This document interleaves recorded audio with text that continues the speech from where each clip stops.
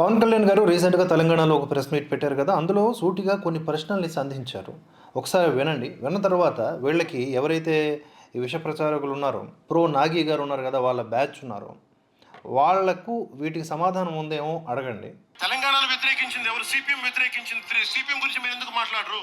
MIM వ్యతిరేకించిన తెలంగాణ విభజన వాళ్ళు ఎందుకు మాట్లాడరు? తెలంగాణలో ఆంధ్ర వాళ్ళకి ఏం పని అంటారు? సంతోషం, కరెక్ట్. తెలంగాణలో ఆంధ్ర కాంట్రాక్టర్లు ఓకేనా? ఇక్కడ గతంలో బతుకున్నప్పుడు మీరందరూ ఎక్కడున్నారు? బతుకున్నప్పుడు ఆయనకి ఏం చేశారు మీరందరూ? రాజశేఖర రెడ్డి గారి బతుకున్నప్పుడు తెరవని గొంతంతా, లెగవని గొంతంతా ఇప్పుడు లెగుస్తూ ఉంది.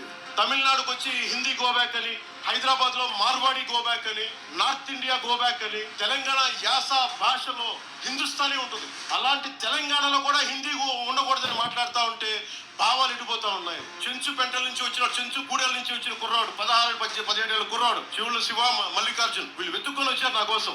వచ్చి కుర్రాడు రోడ్డు మీద కూర్చొని జనసేన ఆఫీస్ ముందు కూర్చుంటే వెళ్ళి మాట్లాడా, ఏం బాబు ఏం కావాలన్నా అంటే, నీకు కూర్చోబెట్టి అన్న మాకు యురేనియం మైనింగ్ జరుగుతుందన్న మా శ్రీశైలంలో పెంచుబెంటల్లో, నువ్వు మాట్లాడాలంటే మొత్తం తీసుకొస్తే ఒక్క మాట మాట్లాడితే ఆ రోజు వి హనుమంతరావు గారు, ఇప్పుడు కాంగ్రెస్ నాయకులు వి హనుమంతరావు గారు మేము కూర్చొని మాట్లాడితే అఖిల పక్షం ఆ రోజు పిలిచాం. ఏ బలవంతం జనసేనకి ఆ రోజున ఓట్లు వస్తాయినా మేము చేసింది తెలంగాణ మీద ప్రేమ, తెలంగాణ మీద ఇష్టం, తెలంగాణ మీద మమకారం.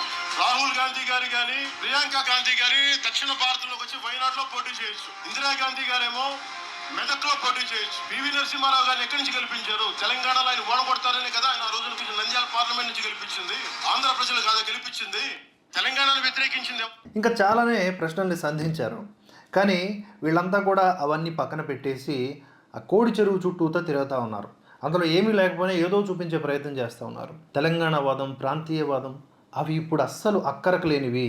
తెలంగాణ ప్రజల సమస్యల పట్ల నిజంగా చిత్తశుద్ధితో పోరాడేటటువంటి ఆలోచనలు ఉంటే ముందుకు రావాలి. అందరూ కలిసికట్టుగా ఆ లక్ష్యం దిశగా పనిచేయాలి. అంతేగాని మీ ఆంధ్రోళ్ళ పెత్తనం, మీ ఆంధ్రోళ్ళ బూట్ల కింద తెలంగాణ అని చెప్పేసి ఇంకా ప్రజల్ని మభ్యపెట్టే ప్రయత్నం ఎందుకు చేస్తున్నారు?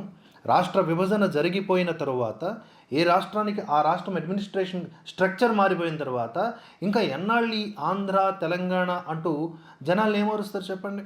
తెలంగాణ అభివృద్ధి చెందకపోవడానికి ఆంధ్ర కారణం కాదు, ఆంధ్ర అభివృద్ధి చెందకపోతే తెలంగాణ కారణము కాదు. ఇక్కడ ఆయా పాలకులే దానికి కారకులవుతారు, మంచి లేదా చెడుకి. అది ఆలోచించకుండా కేవలం సిద్ధాంతపరంగా మనకి పవన్ పొసగడు, పవన్ వస్తే మనకి ప్రాబ్లము అనే ఉద్దేశంతో తత్తరబిత్తరైపోతూ ఉన్నారు ఈ బ్యాచ్ అంతా. వాళ్ళకి సూటిగా పవన్ కళ్యాణ్ గారు సంధించినటువంటి ప్రశ్నలకి సమాధానం ఉందా లేదా అనేది మనమే తెలుసుకోవాలి.